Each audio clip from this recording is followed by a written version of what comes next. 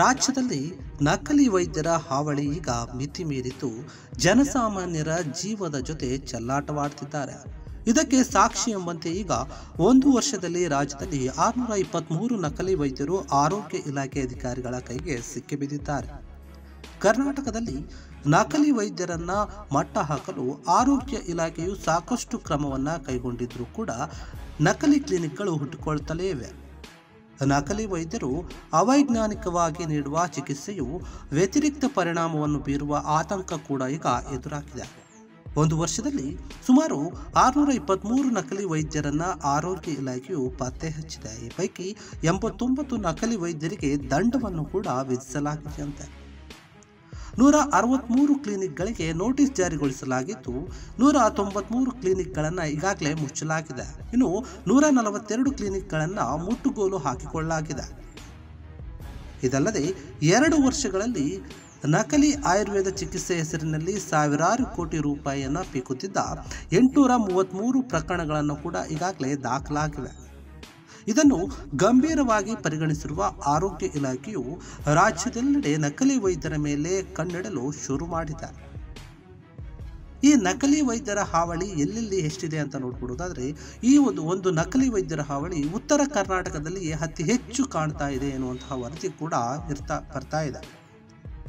ಅದರಲ್ಲಿ ಎಲ್ಲೆಲ್ಲಿ ಅತಿ ಹೆಚ್ಚು ಅಂತ ನೋಡ್ಬಿಡೋದಾದ್ರೆ, ಕೋಲಾರ, ತುಮಕೂರಿನಲ್ಲಿ ಅತಿ ಹೆಚ್ಚಿನ ಒಂದು ನಕಲಿ ವೈದ್ಯರು ಸಿಕ್ಕಿಬಿದ್ದಿದ್ದಾರೆ ಅಂತ ಹೇಳಲಾಗಿದೆ. ಇನ್ನು ಉಳಿದಂತೆ ವಿಜಯನಗರ, ರಾಯಚೂರು, ಕಲಬುರಗಿ, ಕೊಪ್ಪಳ, ಬಾಗಲಕೋಟೆ ಸಹಿತ ಉತ್ತರ ಕರ್ನಾಟಕದ ಭಾಗದಲ್ಲಿ ಅತಿ ಹೆಚ್ಚು ನಕಲಿ ವೈದ್ಯರು ಪತ್ತೆಯಾಗಿದ್ದಾರಂತೆ.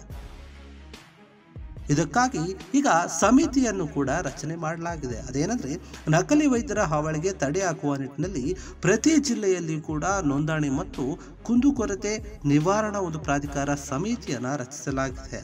ಸಮಿತಿಯ ಅಧ್ಯಕ್ಷರಾಗಿ ಜಿಲ್ಲಾಧಿಕಾರಿಗಳು, ಸಮಿತಿಯ ಸದಸ್ಯರ ಒಂದು ಕಾರ್ಯದರ್ಶಿಗಳಾಗಿ ಜಿಲ್ಲಾ ಆರೋಗ್ಯ ಮತ್ತು ಕುಟುಂಬ ಕಲ್ಯಾಣಾಧಿಕಾರಿಗಳು ಇರ್ತಾರೆ.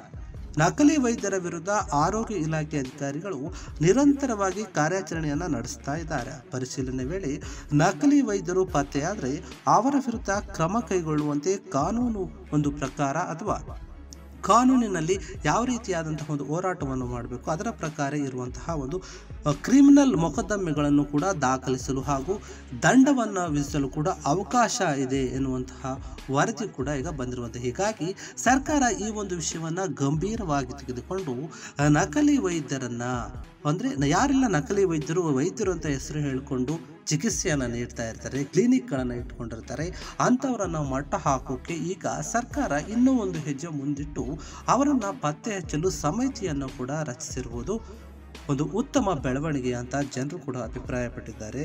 ಇನ್ನು ಮುಂದೆ ಈ ಒಂದು ವಿಚಾರದಲ್ಲಿ ಅಧಿಕಾರಿಗಳು ಆಗಿರ್ಬೋದು, ಅಲ್ಲಿ ಸಂಬಂಧಪಟ್ಟಂತಹ ಒಂದು ಯಾರೆಲ್ಲ ಒಂದು ಇಲಾಖೆಗೆ ಬರ್ತಾರೋ, ಆರೋಗ್ಯ ಇಲಾಖೆಗಳ ಅಧಿಕಾರಿಗಳಾಗಿರ್ಬೋದು ಅಥವಾ ಪೊಲೀಸ್ ಇಲಾಖೆಯ ಅಧಿಕಾರಿಗಳಾಗಿರ್ಬೋದು, ಎಲ್ಲರೂ ಕೂಡ ಗಮನದಲ್ಲಿ ಇಟ್ಟುಕೊಂಡು ಈ ನಕಲಿ ವೈದ್ಯರನ್ನು ಹೆಡೆಮುರಿ ಕಟ್ಟಬೇಕಿದೆ ಎನ್ನುವಂತಹ ಒಂದು ಅಭಿಪ್ರಾಯವನ್ನು ಸಾರ್ವಜನಿಕರು ಕೂಡ ಹೇಳ್ತಾ ಇರುವಂಥದ್ದು. ಅದೇ ನಿಟ್ಟಿನಲ್ಲಿ ಸರ್ಕಾರವು ಕೂಡ ಈ ಒಂದು ಬಹುದೊಡ್ಡ ನಿರ್ಧಾರವನ್ನು ತೆಗೆದುಕೊಂಡಿರುವಂಥದ್ದು ಉತ್ತಮ ಅಂತ ಹೇಳಲಾಗ್ತಾ ಇದೆ.